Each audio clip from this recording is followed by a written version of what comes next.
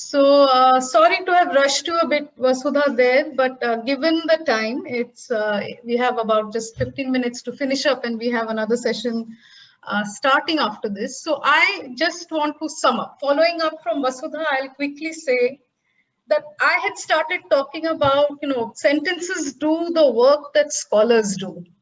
And we went through simple and complex sentences, and Vasudha showed us how using the structure of the complex sentences, using introductory tags that work with contradiction in those complex sentences can actually help us produce complex thought.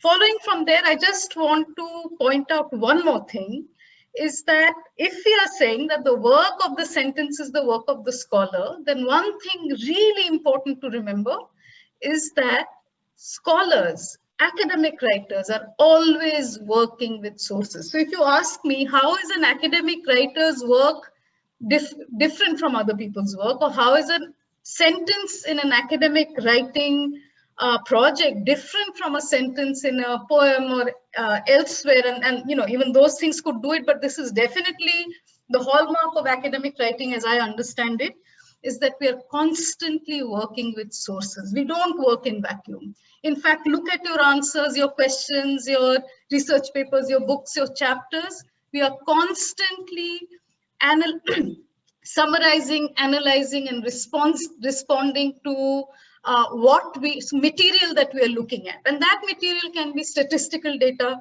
Surinder Jotka actually uses statistical data. I've highlighted that in blue there. So you have how many million, how many years, what increase. So you might be using that kind of data. You might be doing experiments. It doesn't matter what, but you're writing about something, and you're not writing alone. You're not writing in vacuum.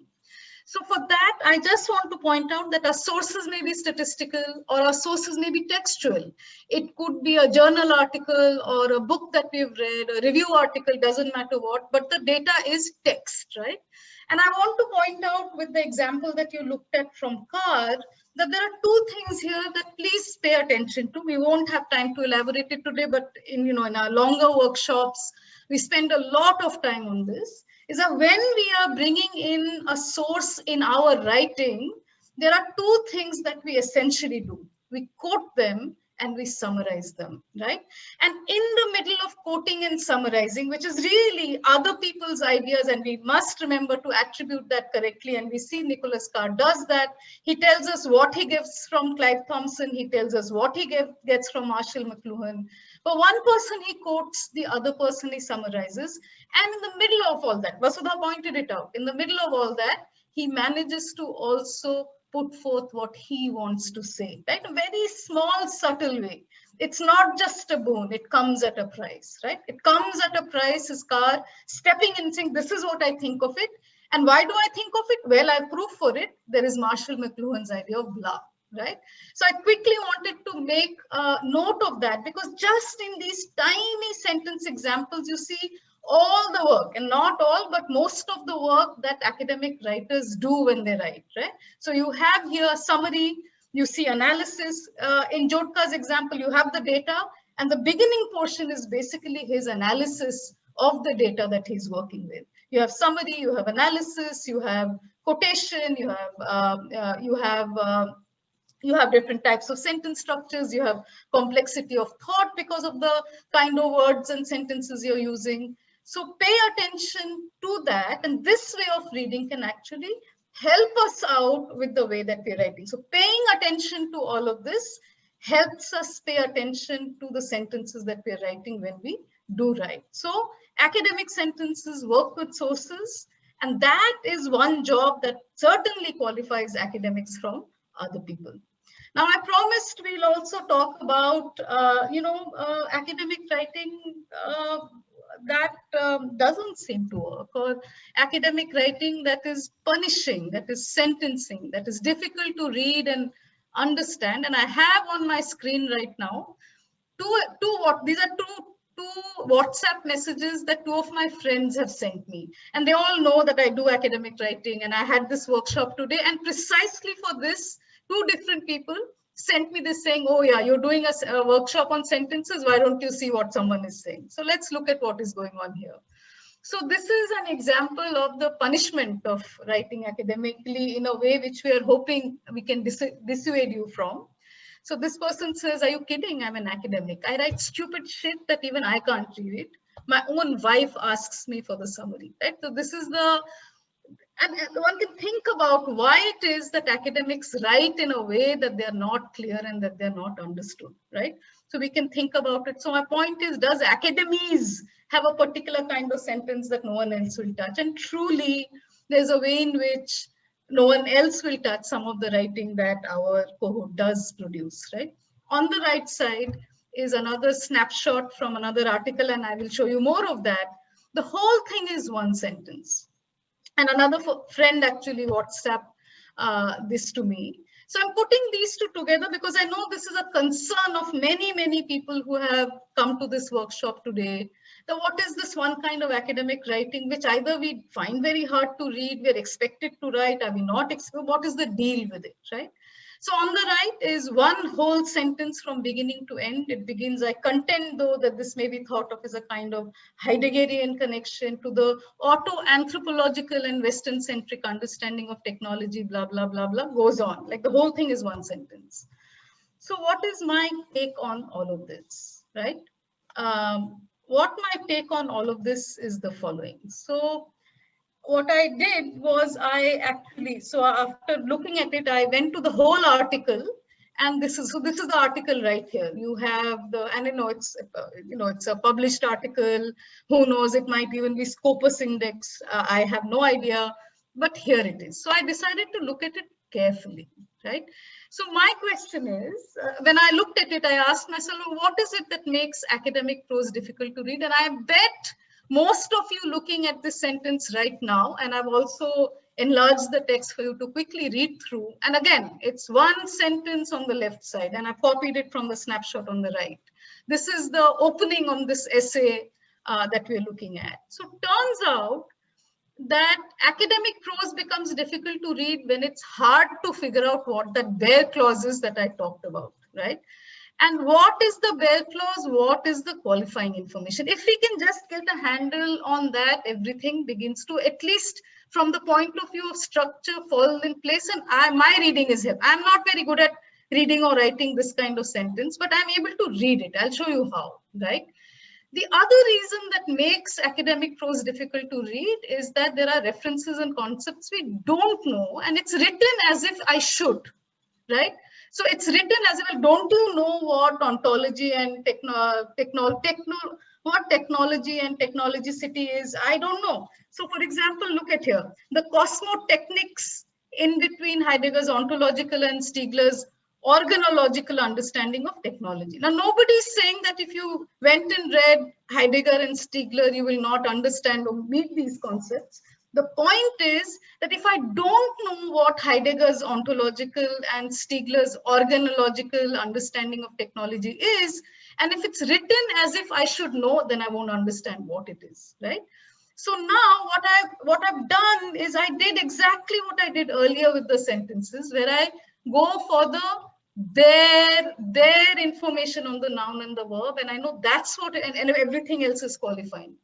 So you quiz the question of concerning technology, blah, blah, an essay on cosmotechnics. And I don't know what cosmotechnic is, I'm being absolutely honest, is a rare yet timely attempt, right? And I'm like, oh, okay, let's just, so this essay is something and it's doing something. What is it doing? It's reconsidering the question of technology as a philosophical question. That's the heart of this sentence. And then it goes on to say, how is he doing it? He's doing it like Martin Heidegger did in 1949 with his essays, doing blah, blah, blah, blah, blah. So it's one sentence. There's a whole lot of qualifying information about what is going on with the bare clause. But the heart of the sentence is this. And if everything else would be removed, I think, and if this person wrote a shorter sentence just to keep that and broke it up, I think we would find it easier to read also. So again, same thing. I just said, okay, this essay is reconsidering the question of technology as a philosophical question. That's the main part there. Everything else is qualifying information. Now the question of jargon. Now, so I was like, I don't understand what cosmotechnics is. does this person explain it? So the point is not that you can't write an essay on cosmotechnics. So I read through the essay a little bit more, and I came here. In this article, I will, I can't read the banner. Understanding of technology is a kind of critical synthesis of Heidegger's and Stiegler's views on technology. Now, what has this person done? This person has explained jargon with jargon, and that doesn't help, right? So what is jargon? Jargon is essentially reference to concept word phrases written in a way that it's assumed that everybody understands. And I'm not saying that all these words are not legitimate work or this is not legitimate scholarship. What I'm saying is it's a matter of choice.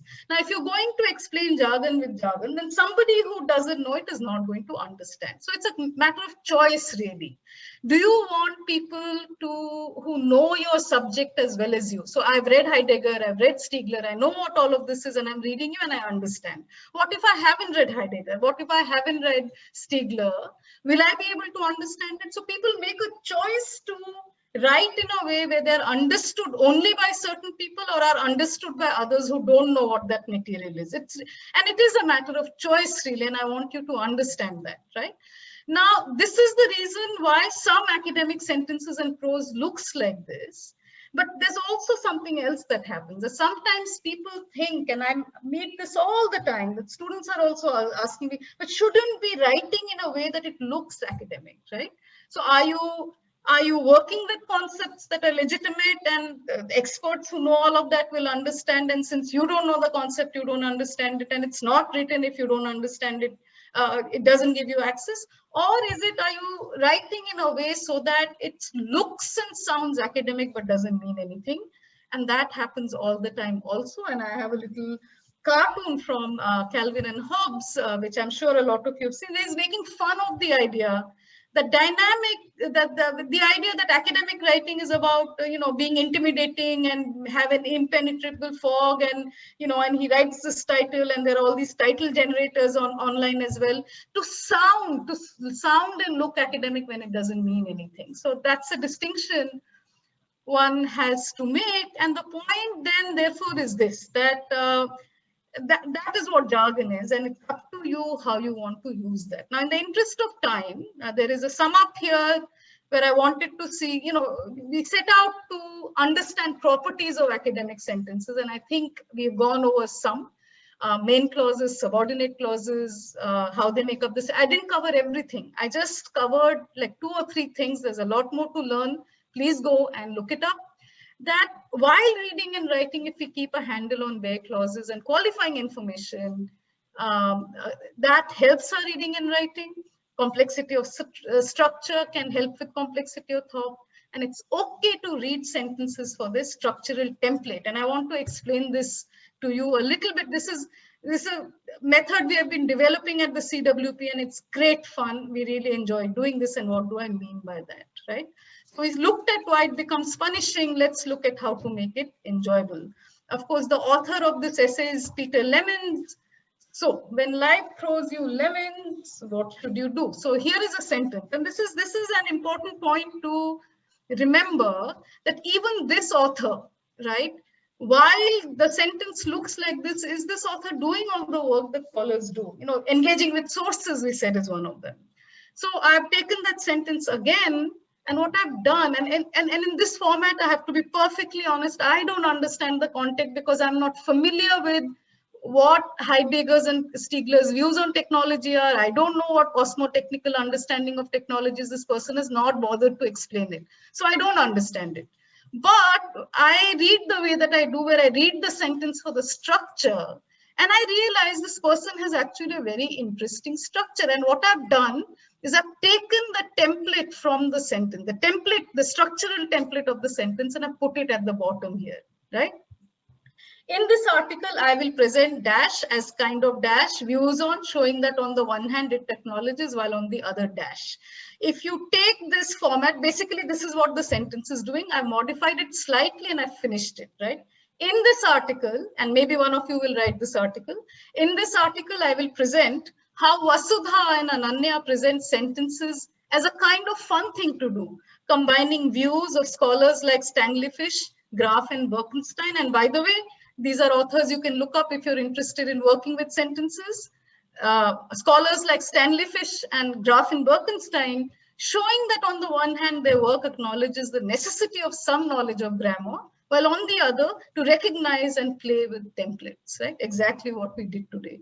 So same structure, structurally the sentence, if we empty out what Lemons has given us and put in our own content, the structure can make perfect sense. It's just that conceptually, referentially, this person is writing about things that we don't understand, right? But there is a way to unpack that and use the template as well. I have another idea there. We won't have time for today. And it is 11:28. We have exactly 2 minutes left. So what is the point? What is the point? Samir, if you've had a chance, please share the feedback link in the chat box.